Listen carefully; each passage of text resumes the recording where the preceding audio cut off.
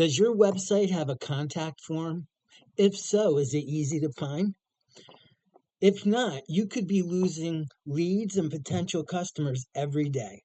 In this video, I'm going to show you why you need a contact form and how to optimize it. And if you stick around to the end of the video, I'm going to show you the biggest mistake I see small businesses make with their contact form. I'm Kevin Mohan from CodeBreeze Solutions in New Haven, Connecticut, and let's get right down to it. So I'm going to type in remodeling contractors, and I'm not picking on remodeling contractors. It's just I've noticed that for a high-ticket item, they don't seem to spend a lot of money on their websites, and they're losing big opportunities. Look here, if you look at this little globe over here, this icon, that's a generic icon. I can tell right away that they probably didn't spend that much money on their website. Not picking on them, but I'll go take a look. You see these? They have their logos for the icon. That's important. It looks professional. But anyway, let me click on this and see what they got. All right, right away. What do we have here? Do we have a form? Do we have a form? I don't see a form on the home page. So there's friction right there. The number one thing is friction. Let's make it as easy as we can for them to get in touch with you. So the best thing is to have your form on the home page. If I click, what's this, a request a quote? If I click on that, that might bring up a form. Oh yeah, here's a form. All right, but you see the friction that I'm talking about? Too many clicks to get to it, and it wasn't very clear on the home page. So that's really important. I did bring up a couple other websites. Let's take a look over here. Here's another one. Oh, here. Right when you land on the page, I did another video about website audits. Right away, in the first few seconds, you want to know what they do and where they're located. Right here, it's a little hard to tell, not picking on their website, but could have used a little improvement. You could watch a video on that. I did. And this call to action, just the phone number. It would be better off if it said call now. Oh, here they have a call now. That's good. That should be moved up here. It'd be much more effective for them. It's a nice website. They're remodeling Wow, they look at that kitchen. They do beautiful work. Yeah, they're not web developers. They're contractors. But let's see if they have a contact form. What's this contact? Do we have a, oh, we have a form. All right. Now here's some more friction for you. I consent to receive SMS notifications. Not too many people are going to click on that because of that reason. Again, that's friction. Well, let me go into why forms are important. I showed you why it should be on the home page with some examples. Let me go to my website and show you how I laid mine out. CodeBreeze Solutions. Here we go. Now, when you land on my home page right away, in the first 3 to 6 seconds, you know exactly where I am and what I do.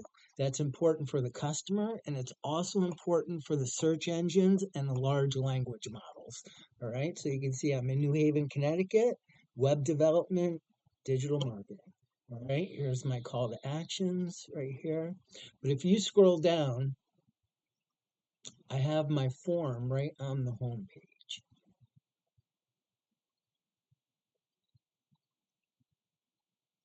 Here's all my contact info, and here's my form, okay?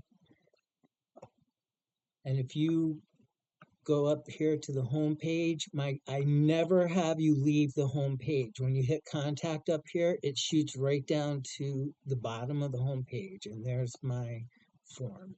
Now, a form is important for another reason. A lot of people these days don't like to call. They don't like to email. So they just want to send a simple message and start a conversation. So a form is really effective for doing that. The other thing a form does is it operates 24/7. So it doesn't matter if you're sleeping in the middle of the night, you could get a message from a customer, a potential lead. That's so important. The other thing that's really important with a form is it's the start of your business tools, let's say, because you're collecting data, which is huge. You're collecting the person's name, their email, and a message from them. So right there, you can save it into a database and you'll have that information. The other thing the form does, I have mine set up where it's automated. So when the person leaves a message, it sends me an email right away. So you could have it send you an email, you could have it send your team an email. Really effective. And once you collect the data, you can have it not only save it into a database, you can save it into a CRM, a client relation management software. Like HubSpot is a good one. Let me bring up HubSpot real quick in case you're not familiar with it. Now, HubSpot is not free. There's monthly fees with it, but it's a a customer relations management tool.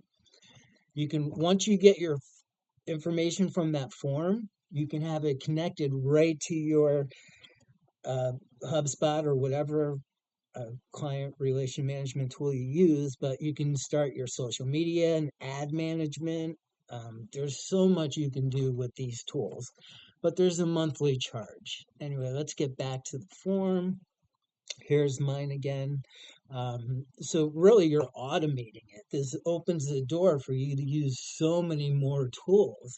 Another big one is AI. You can have an AI agent respond instantly to that email, more personal, like, hey John, this is Kevin from CodeBreeze Solutions in New Haven, and blah blah blah. An AI agent can do that whole thing for you.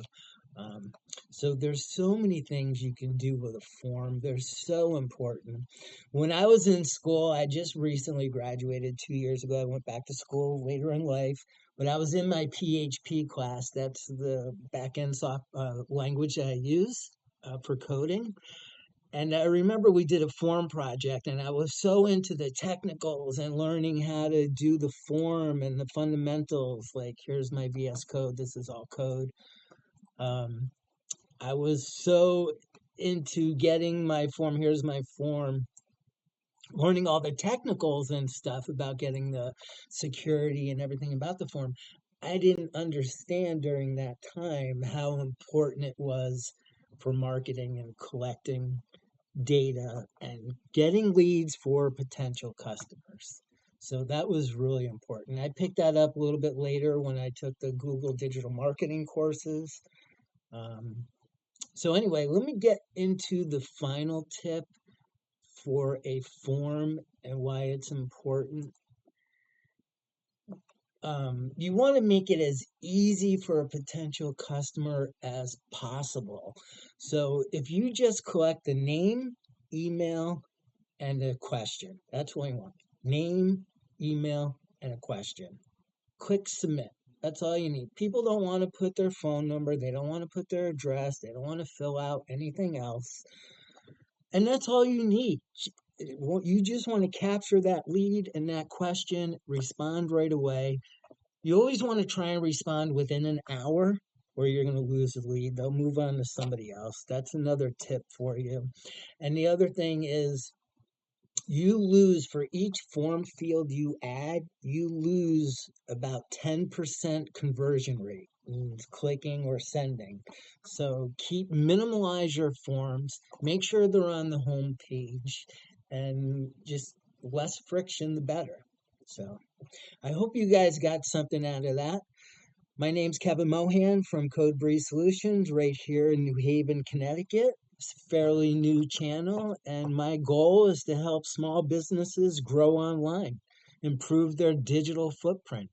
And if you need my services, I'm available. I love helping small businesses in New Haven, Connecticut, or basically anywhere in the world. So I hope you guys got something out of that. I look forward to seeing you in the next video. Please hit the like and subscribe. Appreciate it, guys. Thank you.